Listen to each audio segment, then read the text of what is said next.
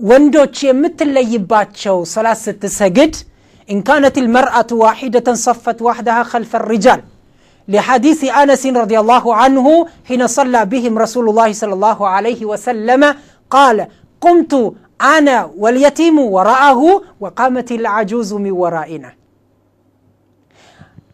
እናቴ ብትሆንም እህቴ ብትሆንም ልጄ ብትሆንም ሚስቴ ብትሆንም እጎኔ አትቆም ከኋላ ነው መቆም ያለባት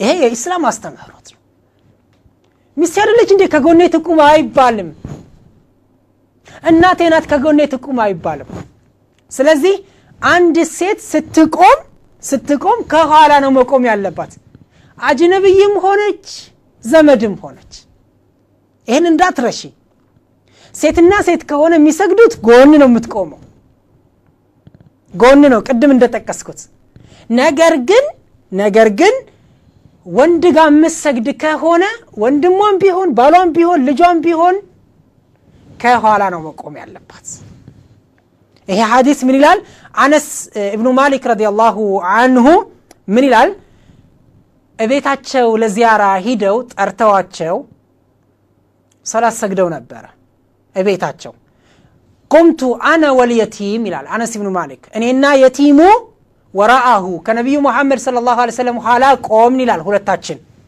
وقامت العجوز من ورائنا ትልቋ ሴት ወይ ማሮጊቷ ደግሞ ይላል ከኛ ኋላ ቆመች ይላል صليت انا واليتيم في بيتنا خلف النبي صلى الله عليه وسلم وامي خلفنا ام سليم ለማለት ነው እኔና የቲሙ ይላል አንድ ሰው አለ አብሮት ከረሱል አለይሂ ሰላቱ ሰላም በኋላ ቆምን ወንድ ላይ እንደምታውቁት ሁለት ወንዶች ብቻ ከሆኑ ጎን ለጎን ነው ቆመው የሚሰግዱት ከኢማሙ በስተቀኝ በኩል ተከታዩ ይቆማል በስተግራ አይደለም የሚቆመው በስተቀኙ በኩል ሴት ከሆነች ግን ወንዶች ሶስት ከሆኑ ግን ሁለት ወንዶች ከኋላ ይቆማሉ ይሄን ታውቃላችሁ ሴት ከሆነች ግን አንድም ትሁን ሁለትም ይሁኑ ከኋላ ነው መቆም ያለባቸው ስለዚህ ምን አለ እኔና የቲሙ ከኋላቸው እናቴ ደግሞ አለ አጁዝ ያላት ቅድም አሮጊቷ ያላት እናቱን ነው ለምን እንደዚህ እንደጠራ ግን አላውቅም አላኩል ይሐል ልጅ እናቱን አሮጊቷ ማለት የለበት እናቴ እማዬ ነው ማለት ያለበት አደራሽን እህቴ ማዘር አትበይ ፋዘር አትበይ ለእናትሽ ማዘርና ፋዘር አይገባቸው ፋዘርና ማዘርን የሚጠቀሙበት እነዚያ ለእናትና ለአባታቸው አይደለም እናትሽን እማዬ ማሚ አባዬ ብለሽ ጥሪ እኛ አወቅን ይመስለንና ፋዘርና ማዘር እንዴት ተብሎ እንደሚጻፍ ማያውቁት ሁሉ ማዘር ፋዘር ይላል አይባልም ጠንቀቅ በይ እማዬ አባዬ በይ ይሄ ነው ትልቁ አክብሮት እናትና አባትሽንም ደግሞ በስማቸው አትጥሪያቸው አንዳንዱ ለማዎች እንደው ምን ይላሉ እናትና አባትን በስም የሚጠራ የእናትና አባትን ሐቅ ከማጓደል ይቆጠራል ያሉ ለማዎች አሉ ስለዚህ ጠንቀቅ በይ እሱ አጁዝ አለ እናቱን ለማለት ነው አላኩል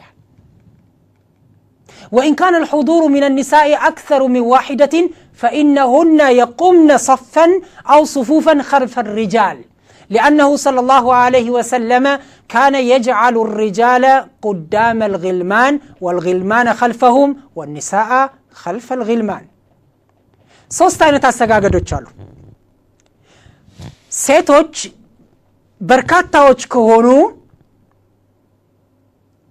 መስጊድ ሂደውም ሆነ እቤት ውስጥ በጀማዓ የሚሰግዱ ከሆነ ልጆች ካሉ ወንዶች ካሉ ሴቶች ካሉ አሰጋገዱ ይሄን ይመስላል ወንዶች ትላልቆቹ መጀመሪያ ሶፍ ላይ ይሰራሉ ትላልቆቹ ወንዶች ካለቁ በኋላ ህፃን ልጆች ይሰራሉ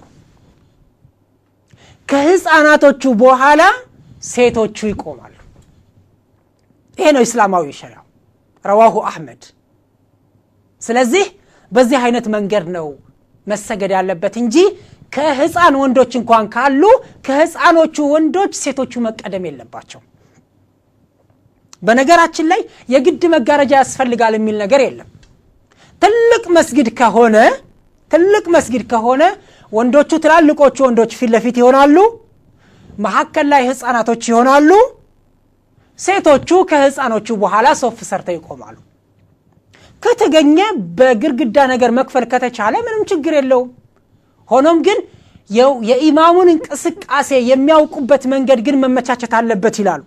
ምክንያቱም አንዳንድ ጊዜ አሁን በምንጠቀመው ማይክሮፎን ወይም ማይክ ኤሌክትሪክ ቢቋረጥ ለብቻቸው ራቅ ያለ መስጊድ ውስጥ ካሉ ሴቶቹ ተቋረጠ ማለት ነው፣ አይሰሙም ምንም ነገር።